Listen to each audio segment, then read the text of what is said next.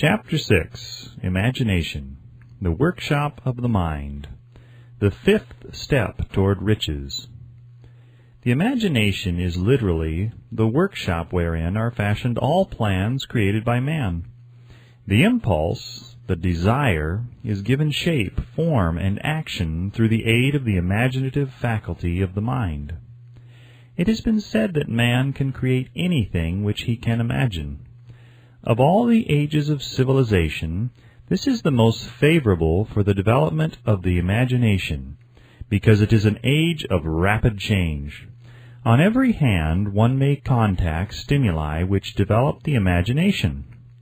Through the aid of his imaginative faculty, man has discovered and harnessed more of nature's forces during the past 50 years than during the entire history of the human race previous to that time. He has conquered the air so completely that the birds are a poor match for him in flying. He has harnessed the ether and made it serve as a means of instantaneous communication with any part of the world. He has analyzed and weighed the sun at a distance of millions of miles, and has determined through the aid of imagination the elements of which it consists.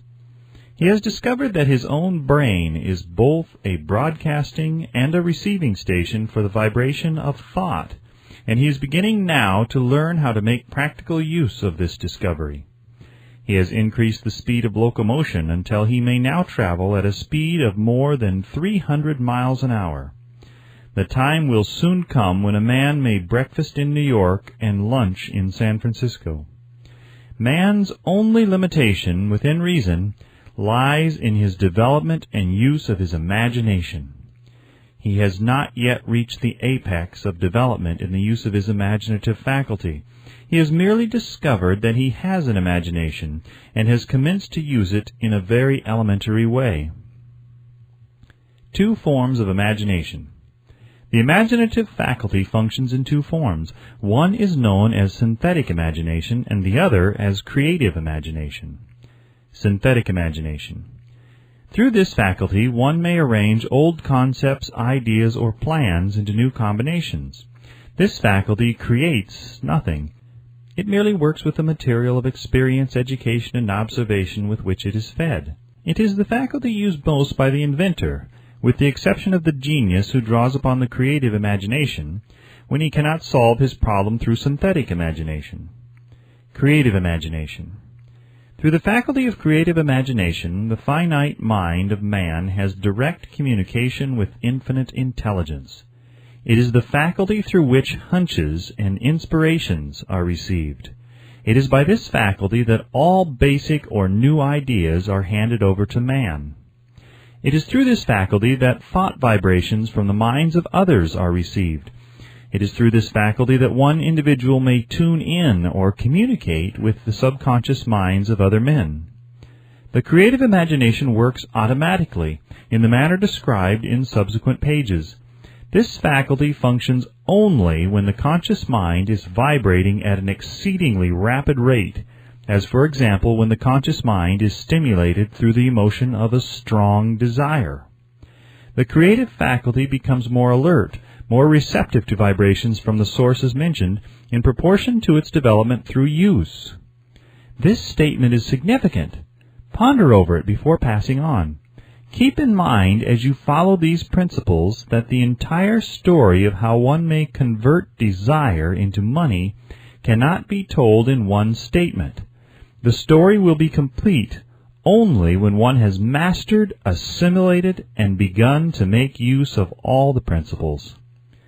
The great leaders of business, industry, finance, and the great artists, musicians, poets, and writers became great because they developed the faculty of creative imagination. Both the synthetic and creative faculties of imagination become more alert with use, just as any muscle or organ of the body develops through use. Desire is only a thought, an impulse. It is nebulous and ephemeral. It is abstract and of no value until it has been transformed into its physical counterpart. While the synthetic imagination is the one which will be used most frequently, in the process of transforming the impulse of desire into money, you must keep in mind the fact that you may face circumstances and situations which demand use of the creative imagination as well. Your imaginative faculty may have become weak through inaction. It can be revived and made alert through use. This faculty does not die, though it may become quiescent through the lack of use. Center your attention, for the time being, on the development of the synthetic imagination, because this is the faculty which you will use more often in the process of converting desire into money. Transformation of the intangible impulse of desire into the tangible reality of money calls for the use of a plan or plans. These plans must be formed with the aid of the imagination, and mainly with the synthetic faculty. Read the entire book through, then come back to this chapter and begin at once to put your imagination to work on the building of a plan or plans for the transformation of your desire into money. Detailed instructions for the building of plans have been given in almost every chapter. Carry out the instructions best suited to your needs. Reduce your plan to writing, if you have not already done so. The moment you complete this, you will have definitely given concrete form to the intangible desire. Read the preceding sentence once more. Read it aloud, very slowly, and as you do so, remember that the moment you reduce the statement of your desire and a plan for its realization to writing, you have actually taken the first of a series of steps which will enable you to convert the thought into its physical counterpart. The earth on which you live, you yourself, and every other material thing are the result of evolutionary change through which microscopic bits of matter have been organized and arranged in an orderly fashion.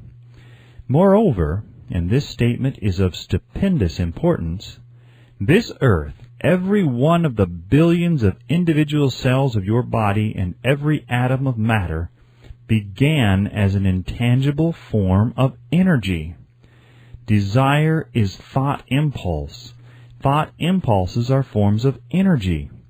When you begin with the thought impulse, desire to accumulate money, you are drafting into your service the same stuff that nature used in creating this earth and every material form in the universe, including the body and brain in which the thought impulses function. As far as science has been able to determine, the entire universe consists of but two elements, matter and energy. Through the combination of energy and matter has been created everything perceptible to man, from the largest star which floats in the heavens down to and including man himself. You are now engaged in the task of trying to profit by nature's method. You are sincerely and earnestly, we hope, trying to adapt yourself to nature's laws by endeavoring to convert desire into its physical or monetary equivalent. You can do it. It has been done before. You can build a fortune through the aid of laws which are immutable, but first you must become familiar with these laws and learn to use them.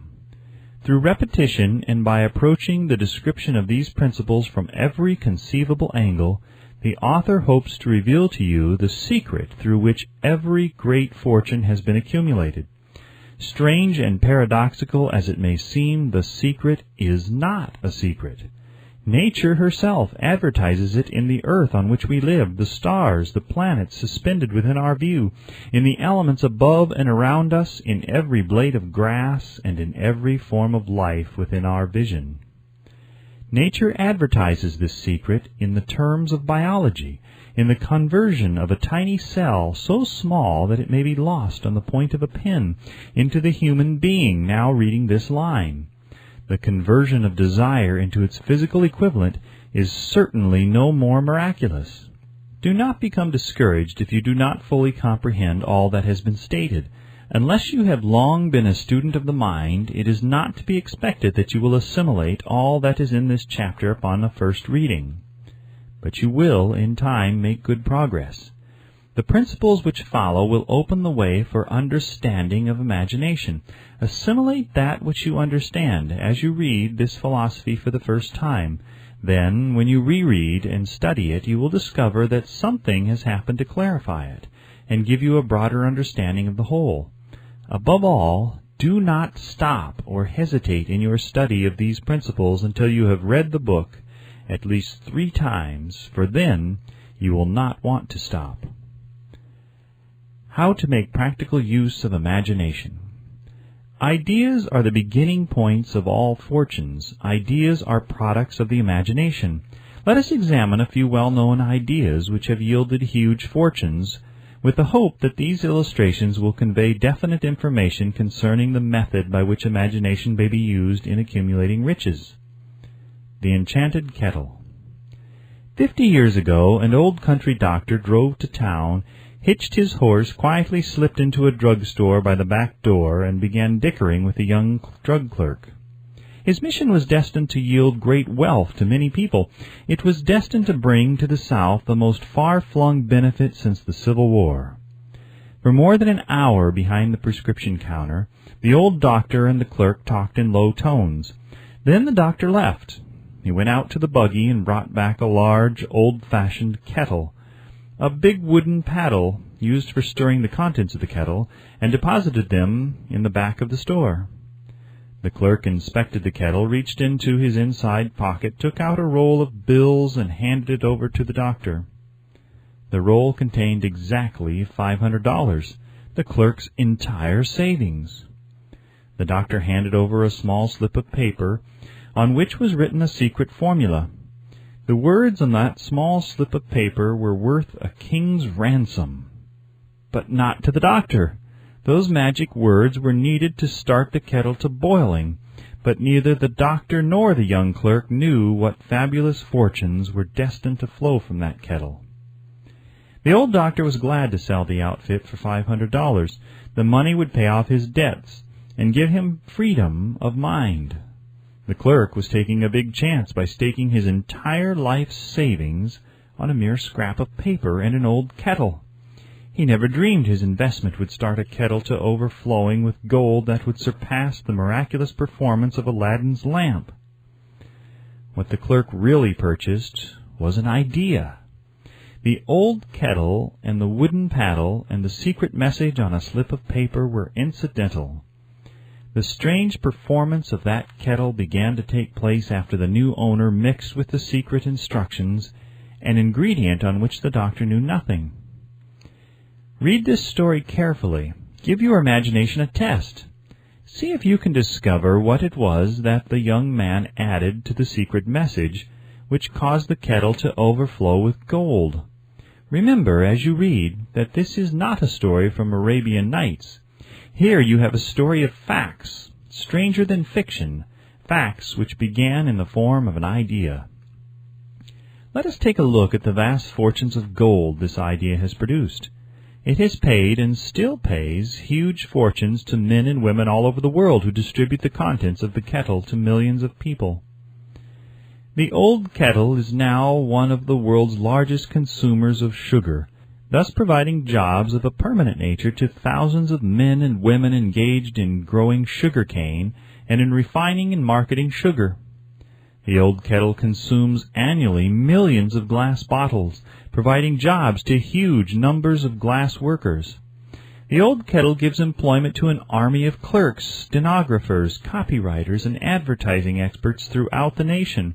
It has brought fame and fortune to scores of artists who have created magnificent pictures describing the product. The old kettle has converted a small southern city into the business capital of the South, where it now benefits directly or indirectly every business and practically every resident of the city. The influence of this idea now benefits every civilized country in the world, pouring out a continuous stream of gold to all who touch it. Gold from the kettle built and maintains one of the most prominent colleges of the South, where thousands of young people receive the training essential for success. The old kettle has done other marvelous things. All through the world depression, when factories, banks, and business houses were folding up and quitting by the thousands, the owner of this enchanted kettle went marching on, giving continuous employment to an army of men and women all over the world and paying out extra portions of gold to those who long ago had faith in the idea. If the product of that old brass kettle could talk, it would tell thrilling tales of romance in every language, romances of love, romances of business, romances of professional men and women who are daily being stimulated by it.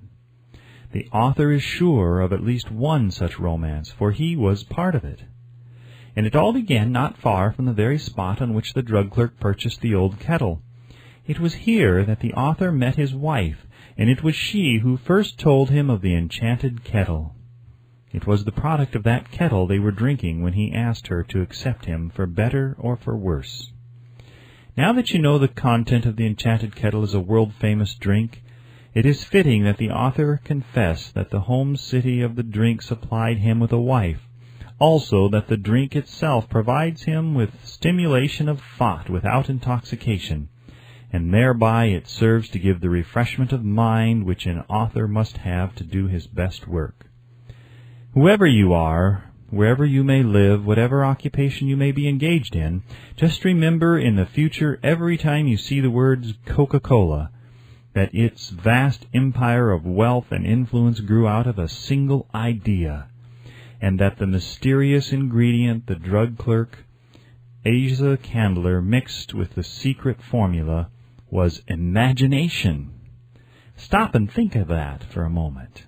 Remember also that the 13 steps to riches described in this book were the media through which the influence of Coca-Cola has been extended to every city, town, village, and crossroads of the world, and that any idea you may create, as sound and meritorious as Coca-Cola, has the possibility of duplicating the stupendous record of this worldwide thirst killer. Truly, thoughts are things, and their scope of operation is the world itself. What I would do if I had $1 million. This story proves the truth of that old saying, where there's a will, there's a way. It was told to me by that beloved educator and clergyman, the late Frank W. Gonzalez, who began his preaching career in the Stockyards region of South Chicago. While Dr. Gonzalez was going through college, he observed many defects in our educational system, defects which he believed he could correct if he were the head of a college. His deepest desire was to become the directing head of an educational institution in which young men and women would be taught to learn by doing. He made up his mind to organize a new college in which he would carry out his ideas without being handicapped by orthodox methods of education. He needed $1 million to put the project across. Where was he to lay his hands on so large a sum of money? That was the question that absorbed most of this ambitious young preacher's thought. But he couldn't seem to make any progress. Every night he took that thought to bed with him. He got up with it in the morning. He took it with him wherever he went. He turned it over and over in his mind until it became a consuming obsession with him. $1 million is a lot of money. He recognized that fact, but he also recognized the truth that the only limitation is that which one sets up in one's own mind. Being a philosopher as well as a preacher, Dr. Gonzalez recognized, as do all who succeed in life, that definiteness of purpose is the starting point from which one must begin. He recognized, too, that definiteness of purpose takes on animation, life, and power when backed by a burning desire to translate that purpose into its material equivalent. He knew all these great truths, yet he did not know where or how to lay his hands on $1 million. The natural procedure would have been to give up and quit by saying, well, my idea is a good one, but I cannot do anything with it, because I never can procure the necessary $1 million. That is exactly what the majority of people would have said, but it is not what Dr. Gonzalez said. What he said and what he did are so important that I now introduce him and let him speak for himself.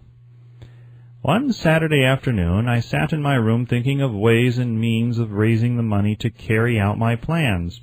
For nearly 2 years I had been thinking, but I had done nothing but think. The time had come for action. I made up my mind then and there that I would get the necessary $1 million within a week. How? I was not concerned about that.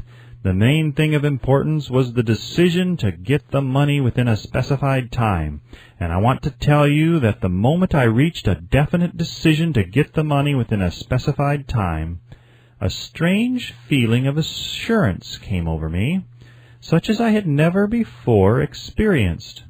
Something inside me seemed to say, "Why didn't you reach that decision a long time ago? The money was waiting for you all the time." Things began to happen in a hurry. I called the newspapers and announced I would preach a sermon the following morning entitled, "What I Would Do If I Had $1 Million." I went to work on the sermon immediately, but I must tell you, frankly, the task was not difficult because I had been preparing that sermon for almost 2 years. The spirit back of it was a part of me. Long before midnight I had finished writing the sermon. I went to bed and slept with a feeling of confidence, for I could see myself already in possession of the $1 million. Next morning I arose early, went into the bathroom, read the sermon, then knelt on my knees and asked that my sermon might come to the attention of someone who would supply the needed money. While I was praying, I again had that feeling of assurance that the money would be forthcoming. In my excitement, I walked out without my sermon and did not discover the oversight until I was in my pulpit and about ready to begin delivering it. It was too late to go back for my notes, and what a blessing that I couldn't go back. Instead, my own subconscious mind yielded the material I needed. When I arose to begin my sermon, I closed my eyes and spoke with all my heart and soul of my dreams. I not only talked to my audience, but I fancy I also talked to God. I told what I would do with $1 million if that amount were placed in my hands. I described the plan I had in my mind for organizing a great educational institution where young people would learn to do practical things and at the same time develop their minds. When I had finished and sat down, a man slowly arose from his seat about 3 rows from the rear and made his way toward the pulpit. I wondered what he was going to do. He came into the pulpit, extended his hand, and said, "Reverend, I liked your sermon. I believe you can do everything you said you would if you had $1 million. To prove that I believe in you and your sermon, if you will come to my office tomorrow morning, I will give you the $1 million. My name is Philip D. Armoire." Young Gonzalez went to Mr. Armoire's office, and the $1 million was presented to him. With the money, he founded the Armoire Institute of Technology. That is more money than the majority of preachers ever see in an entire lifetime. Yet the thought impulse back of the money was created in the young preacher's mind in a fraction of a minute. The necessary $1 million came as a result of an idea. Back of the idea was a desire which young Gonzalez had been nursing in his mind for almost 2 years. Observe this important fact. He got the money within 36 hours after he reached a definite decision in his own mind to get it, and decided upon a definite plan for getting it. There was nothing new or unique about young Gonzalez's vague thinking about $1 million and weakly hoping for it. Others before him, and many since his time, have had similar thoughts. But there was something very unique and different about the decision he reached on that memorable Saturday when he put vagueness into the background and definitely said, "I will get that money within a week."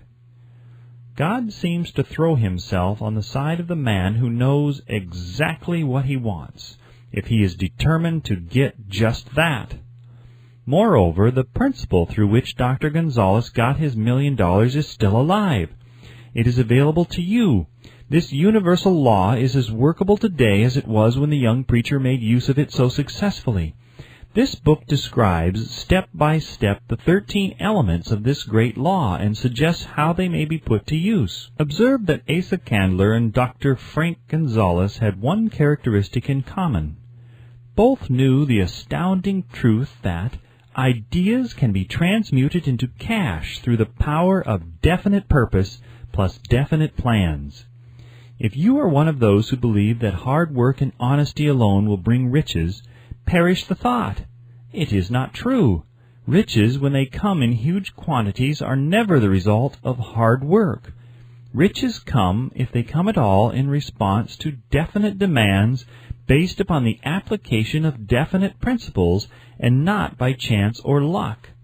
Generally speaking, an idea is an impulse of thought that impels action by an appeal to the imagination.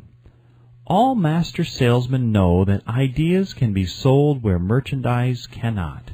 Ordinary salesmen do not know this. That is why they are ordinary. A publisher of books which sell for a nickel made a discovery that should be worth much to publishers generally. He learned that many people buy titles and not contents of books by merely changing the name of one book that was not moving.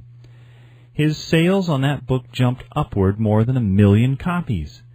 The inside of the book was not changed in any way. He merely ripped off the cover bearing the title that did not sell and put on a new cover with a title that had box office value. That, as simple as it may seem, was an idea. It was imagination. There is no standard price on ideas. The creator of ideas makes his own price, and if he is smart, gets it. The moving picture industry created a whole flock of millionaires. Most of them were men who couldn't create ideas, but they had the imagination to recognize ideas when they saw them. The next flock of millionaires will grow out of the radio business, which is new and not overburdened with men of keen imagination. The money will be made by those who discover or create new and more meritorious radio programs and have the imagination to recognize merit and to give the radio listeners a chance to profit by it. The sponsor, that unfortunate victim who now pays the cost of all radio entertainment, soon will become idea-conscious and demand something for his money. The man who beats the sponsor to the draw and supplies programs that render useful service is the man who will become rich in this new industry. Crooners and light chatter artists who now pollute the air with wisecracks and silly giggles will go the way of all light timbers, and their places will be taken by real artists who interpret carefully planned programs which have been designed to service the minds of men as well as provide entertainment. Here is a wide-open field of opportunity screaming its protest at the way it is being butchered because of a lack of imagination and begging for rescue at any price. Above all, the thing that radio needs is new ideas.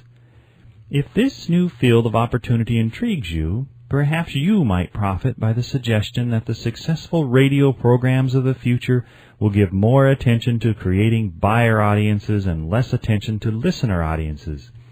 Stated more plainly, the builder of radio programs who succeeds in the future must find practical ways to convert listeners into buyers. Moreover, the successful producer of radio programs in the future must key his features so that he can definitely show its effect upon the audience. Sponsors are becoming a bit weary of buying glib selling talks based upon statements grabbed out of thin air. They want, and in the future will demand, indisputable proof that the Who's It program not only gives millions of people the silliest giggle ever, but that the silly giggler can sell merchandise. Another thing that might as well be understood by those who contemplate entering this new field of opportunity: radio advertising is going to be handled by an entirely new group of advertising experts, separate and distinct from the old-time newspaper and magazine advertising agency men. The old-timers in the advertising game cannot read the modern radio scripts because they have been schooled to see ideas. The new radio technique demands men who can interpret ideas from a written manuscript in terms of sound. It cost the author a year of hard labor and many thousands of dollars to learn this. Radio right now is about where the moving pictures were when Mary Pickford and her curls first appeared on the screen. There is plenty of room in radio for those who can produce or recognize ideas. If the foregoing comment on the opportunities of radio has not started your idea factory to work, you had better forget it. Your opportunity is in some other field. If the comment intrigued you in the slightest degree, Then go further into it, and you may find the one idea you need to round out your career. Never let it discourage you if you have no experience in radio. Andrew Carnegie knew very little about making steel. I have Carnegie's own word for this, but he made practical use of 2 of the principles described in this book, and made the steel business yield him a fortune. The story of practically every great fortune starts with the day when a creator of ideas and a seller of ideas got together and worked in harmony. Carnegie surrounded himself with men who could do all that he could not do, men who created ideas and men who put ideas into operation and made himself and the others fabulously rich. Millions of people go through life hoping for favorable breaks. Perhaps a favorable break can get one an opportunity, but the safest plan is not to depend upon luck. It was a favorable break that gave me the biggest opportunity of my life, but 25 years of determined effort had to be devoted to that opportunity before it became an asset. The break consisted of my good fortune in meeting and gaining the cooperation of Andrew Carnegie. On that occasion, Carnegie planted in my mind the idea of organizing the principles of achievement into a philosophy of success. Thousands of people have profited by the discoveries made in the 25 years of research, and several fortunes have been accumulated through the application of the philosophy. The beginning was simple. It was an idea which anyone might have developed. The favorable break came through Carnegie, but what about the determination, definiteness of purpose, and the desire to attain the goal, and the persistent effort of 25 years? It was no ordinary desire that survived disappointment, discouragement, temporary defeat, criticism, and the constant reminding of waste of time. It was a burning desire, an obsession. When the idea was first planted in my mind by Mr. Carnegie, it was coaxed, nursed, and enticed to remain alive. Gradually, the idea became a giant under its own power, and it coaxed, nursed, and drove me. Ideas are like that. First, you give life and action and guidance to ideas. Then they take on the power of their own and sweep aside all opposition. Ideas are intangible forces, but they have more power than the physical brains that give birth to them. They have the power to live on after the brain that creates them has returned to dust. For example, take the power of Christianity. That began with a simple idea, born in the brain of Christ. Its chief tenet was, "Do unto others as you would have others do unto you." Christ has gone back to the source from whence he came, but his idea goes marching on. Some day it may grow up and come into its own. Then it will have fulfilled Christ's deepest desire. The idea has been developing only 2,000 years. Give it time. Success requires no explanations. Failure permits no alibis.